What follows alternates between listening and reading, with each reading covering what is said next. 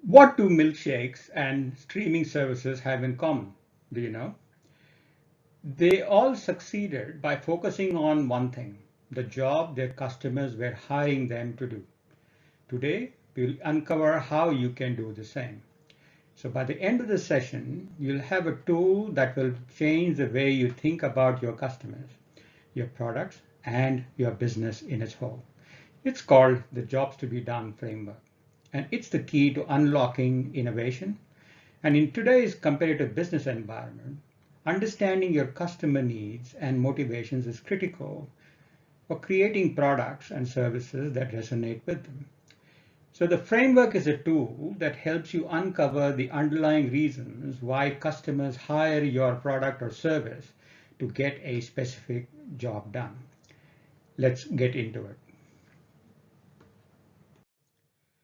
A job is just shorthand for what anyone really seeks to accomplish in a given circumstance. By using the canvas as a tool, we can gain a deeper understanding of our customers' goals and pain points, identify opportunities for innovation and differentiation. It also aligns your business model with the real customer needs. You also create solutions that deliver measurable value.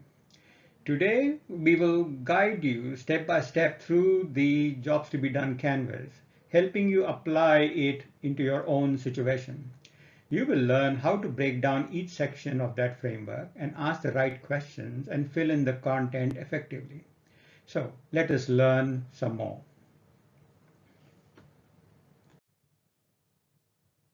Take a quick look at this blank canvas. By the end of the section, you will see how filling in these boxes can identify the real customer problem to solve, the job to be done for you and also for your business. So here are some basics. All jobs are made up of the same 8 steps. Did you know that?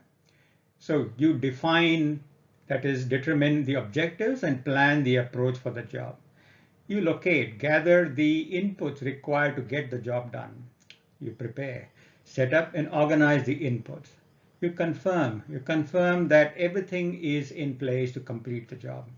And you execute, you complete the job correctly. So you monitor, make sure things are going well during execution. You modify, if monitoring indicates a problem, you then adjust to fix it. You conclude and clean up and dispose of supplies, etc. So why is this important? Because most of the frustrations are in one of these steps of the job that the customer is doing. So let us also know that there are various interconnected elements of a job to be done. The need to be looked at individually to break down the various jobs to be done and any related jobs and the job performance by using your own thinking. For example, the job performer may be doing a core functional job, but we need to also consider the purchase decision makers for the job or the financial job that also need to be done. So these are all interconnected. So when you analyze a situation, you try to determine as to, well, what is the various elements of that job. So here is another version of the canvas that goes into various aspects of analyzing the job to be done as in a framework. So it adds some additional dimensions such as the steps in the job journey, the higher and lower jobs, and in related jobs, among other things. So it's important to look at it from various perspectives and learn from various sources as possible. These are the most important elements of the framework, and these are the topics that we will explore much further today.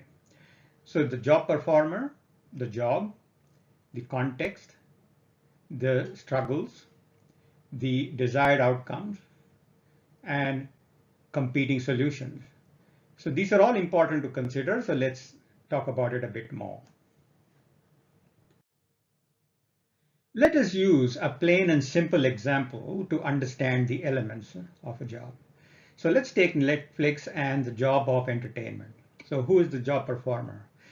A young professional who wants to unwind after work. And what is the job? is to find engaging and relaxing entertainment quickly.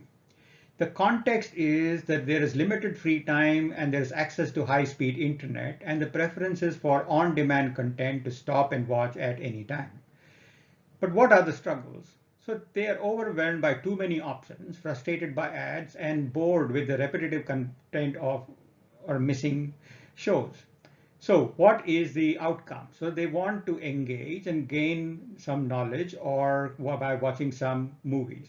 So how about competing solutions? So there is obviously TV, YouTube, and other streaming services that are always available. So what is the Netflix solution? So they recommend ad-free content, and it is specifically tailored to your own specific preferences. So the same needs to apply even in your situation. So you analyze it in exactly the same way as what Netflix has done. So think about the last time you bought something, maybe a new phone, a pair of shoes, or even a cup of coffee.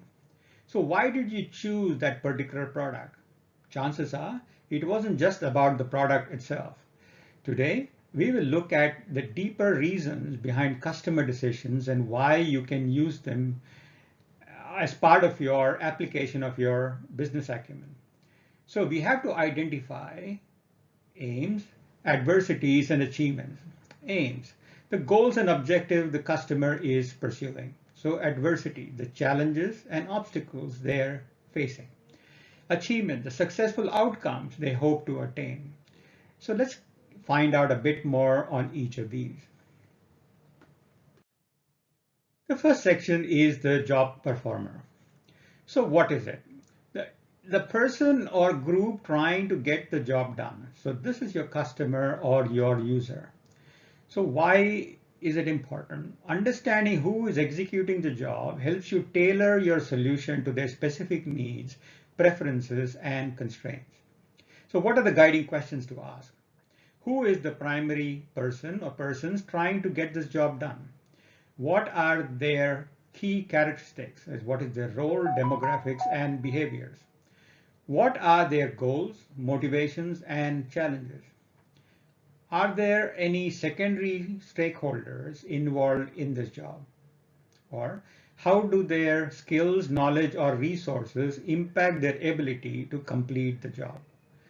So those are questions you should be able to answer quite quickly in your situation. Next is the job. What is it? The core task or goal the customer is trying to accomplish. This is the job that they are hiring your product or service to do. So why is it important? Clearly defining the job ensures you're solving the right problem and not just focusing on the superficial needs. The guiding question to ask: what is the primary job the customer is trying to accomplish? Are there related or secondary jobs that they are also trying to do? How do they define success for this job? What are the functional, emotional, and social dimensions of this job? Are there any hidden or unspoken aspects of the job that aren't immediately obvious to everyone? You just repeat the same process over and over again. Next is the context. So what is it? The circumstances or environment in which the job is being executed. This includes the timing, location, and situational factors. So why is it important? Context influences how the job is performed and what solutions will be more effective. So the questions to ask is: when and where is the job typically performed? What situational factors influence how the job is done? Example, urgency, or any other constraints. Are there any external factors? Example, regulations, trends that impact the job being done. How does context affect the customer's decision-making process? And what tools or resources are currently available in this context and shape the behavior of your customers? How about struggles? So the challenges and pain points and obstacles the customer faces while trying to get the job done. So why important? Because identifying struggles helps you pinpoint opportunities to create value and differentiate your solution. So the questions to ask yourself is, what frustrations or difficulties does the customer experience while doing the job? Are there unmet needs or gaps in current solutions? What workarounds or compromises is the customer currently making? How do these struggles impact the customer's ability to achieve their goals? And what are the consequences of not solving these struggles for them? Next is the desired outcomes. So what is it? The specific results or benefits the customer wants to achieve by completing the job. And why important? Desired outcomes help you measure success and align your solution with what truly matters to the customer. And the questions are, what does the customer hope to achieve by completing the job? How do they measure success or satisfaction? What outcomes are most important to them? Is it speed? Is it cost? Or is it quality? Are there emotional or social outcomes that they value more? And what trade-offs are job executors willing to make to achieve these outcomes? These are all important things to consider. Next is the competing solutions. So what is it? The alternatives or substitutes the customer currently uses to get the job done. So why is it important? Understanding competing solutions helps you identify your unique value proposition and areas for improvement to differentiate yourself. So guiding questions are, so what products, services, or methods is the customer currently using to do that job? Why do they choose these solutions over others? What are the strengths and weaknesses of these competing solutions?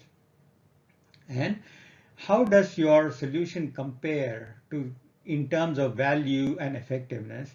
And most importantly, what are the hidden costs or drawbacks of the current solution that is leading to those struggles or frustrations? So here is a summary of all the sample questions in a filled out canvas. So you will know what to fill out in each question and to get a visual view of your jobs to be done canvas in total. So here's a personal example of me trying to buy a luxury handbag for myself. So here's an example of my thinking that I applied at airport luggage shops during my travels over the many years. So my situation is that I'm a professional and my bag looks a bit old and damaged. My motivation, I want to upgrade and want a bag that is modern, stylish, and also functional. So what is the outcome that I desire? A high quality bag that complements my professional image and makes a statement. So what are my emotional needs? I want to feel confident and sophisticated. Also, a sense of achievement and self-reward for myself. So what are my social needs? Being admired by my colleagues and peers. And also maybe fitting in with the professional and the fashionable crowd that I encounter. So let us take an example where all this actually started from, the whole job to be done canvas. So let us listen to the story of the milkshake. Clay Christensen from Harvard and his team were hired by a fast food chain to help them increase the sales of their milkshakes. Initially, the company focused on improving the product itself. However, these changes did not significantly boost sales. So Christensen's team took a different approach. They focused on understanding why customers were hiring milkshakes in the first place. So now the research part. Christensen team spent time observing customers who bought milkshakes and asked some questions. They discovered that 40% of the milkshakes were purchased before 8:30 a.m. in the morning by commuters who consumed them in their cars. So the team realized that these commuters were hiring the milkshake to do a specific job. The insights they gained were the customers driving to work wanted a convenient, filling, and a mess-free breakfast for their morning commute to work. They had long, boring drives with one hand on the wheel and limited time to eat. The struggle was that other breakfast options like bagels or burgers were messy or required two hands.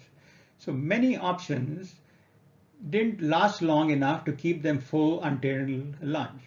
So they wanted a filling breakfast that could be consumed easily while driving. Also, something enjoyable to make the commute less monotonous.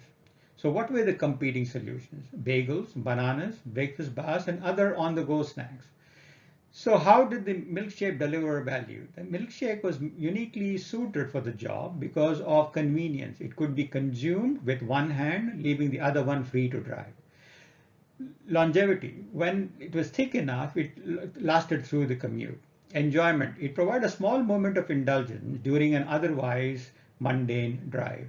It was mess-free. Unlike other breakfast options, it didn't crumble or spill. So the insight was the Christensen's team realized that the milkshake wasn't competing with other desserts or snacks. It was competing with boredom, hunger, and inconvenience. By understanding the job the milkshake was being hired to do, the fast chain could innovate in ways that directly address the needs of their morning customers. So the solution.